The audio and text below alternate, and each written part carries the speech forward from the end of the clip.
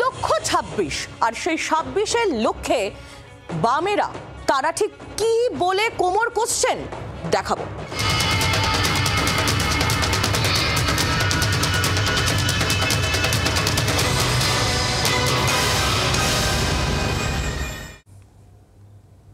ভবানীপুর কেন্দ্র, সেই কেন্দ্র নিয়ে আপনারা জানেন শাসক দল তৃণমূল এবং বিজেপির মধ্যে দড়ি টানাটানি চলছে।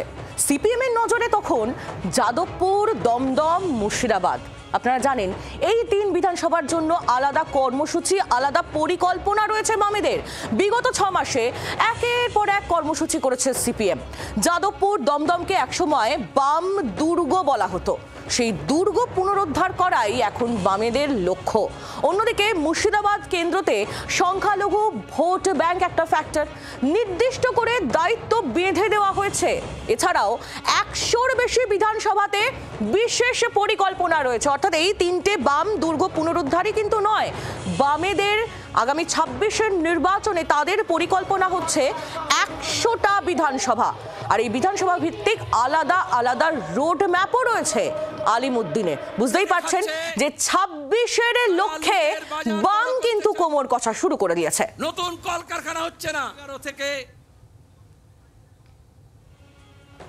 ০-২৬-এ থাকবে না, ০-দশা তো কাটবেই, এবং বেশ কিছু রাজনৈতিক দলকে ০ করে দিয়ে আমরা ০-দশা কাটাবো।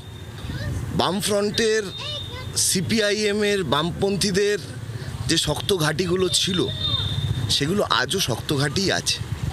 ভোটের নানান পারমুটেশন কম্বিনেশনে সেখানে আমাদের হার হয়েছে, কিন্তু সেখানে আমাদের সংগঠন চলে গেছে তা নয়। অন্য ৪টে রাজনৈতিক দলের তুলনায় আমাদের সংগঠন সেখানে আজকেও যথেষ্ট শক্তিশালী।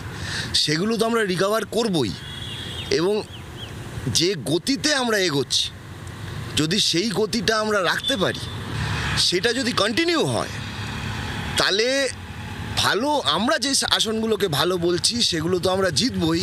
কিছু কিছু 50-50 আসন সেগুলো আমরা জিতে যাব।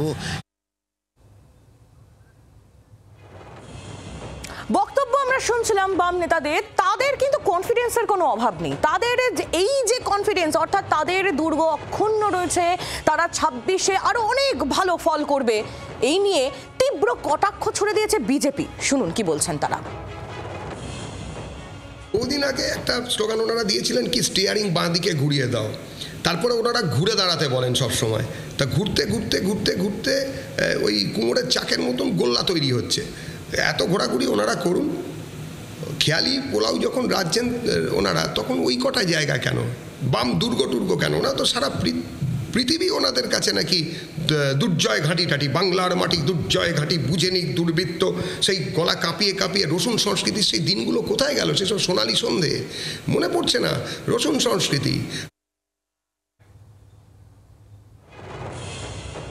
বামেদের কনফিডেন্স, বিজেপির খোঁচা, দুটোই শোনালাম আপনাদের। এবার এই বিষয় নিয়ে আমরা একটু রাজনৈতিক বিশেষজ্ঞদের পরামর্শ নিয়ে নিই, কথা বলিনি তাদের সঙ্গে। প্রদীপ চট্টোপাধ্যায় আমাদের সঙ্গে এই মুহূর্তে রয়েছেন সরাসরি। প্রদীপ বাবু, কি বলবেন? বামেদের তরফ থেকে একের পর এক রোডম্যাপ তৈরি করা হচ্ছে, তাদের কনফিডেন্স, তারা একেবারে কনফিডেন্ট রয়েছেন যে তারা তাদের দুর্গ পুনরুদ্ধার করবে, কিন্তু কোন মন্ত্রে এটা সম্ভব? দেখুন, এটা নির্বাচনের আগে তাদের প্রত্যেকবারই যতগুলো নির্বাচন হয়েছে ২০১১-র পর থেকে, ১৬-এ তারা কিছুটা ভালো ফল করেছিল, কিন্তু ২১-এ একেবারে শূন্য হয়ে গেছে। তারপর থেকে যতগুলো নির্বাচন তাদের কনফিডেন্স, এই ধরনের কথাবার্তা আমরা শুনেছি, এবং শোনার পরে সাধারণ মানুষ কিন্তু তাদের দিকে মুখ তুলে তাকায়নি। ফলে পার্টি কর্মী, পার্টি সমর্থক, তাদেরকে চাঙ্গা করার উদ্দেশ্যে এই কথা বলা। তাদের কতটা সাংগঠনিক জোর আছে, এবং মানুষের কাছে তারা বিজেপি যেভাবে তৃণমূল কংগ্রেসের সমালোচনা করছে, তার বাইরে গিয়ে এই যে সেটিং তত্ত্ব, বীজেমূল তত্ত্ব, এটা নিয়ে তারা ২০২১-এ মানুষের কাছে গেছিল। সেটা আবার তারা পরে বলে যে তাদের সেটা ভুল হয়েছে, কিন্তু তারপরে নতুন কিভাবে তারা সমালোচনা করছে এবং কি বিকল্প তারা দিতে পারে, সে বিষয়ে কিন্তু সাধারণ মানুষের কাছে এমন কিছু খোলা বক্তব্য তারা রাখতে পারছে না। তাদের কনফিডেন্স থাকতেই পারে, তাদের কর্মী সমর্থকদের কনফিডেন্স থাকতে পারে, কিন্তু নির্বাচনী ময়দানে তাদের কৌশল কি, কিভাবে তারা প্রার্থী বাছাই করছে, তাদের সাংগঠনিক জোর কতটা, এটা নিয়ে কিন্তু সাধারণ মানুষের এবং রাজনৈতিক বিশ্লেষক হিসাবে আমারও অনেক প্রশ্ন রয়েছে। বাংলার আওয়াজ, বাঙালির আবেগ, জি ২৪ ঘন্টা।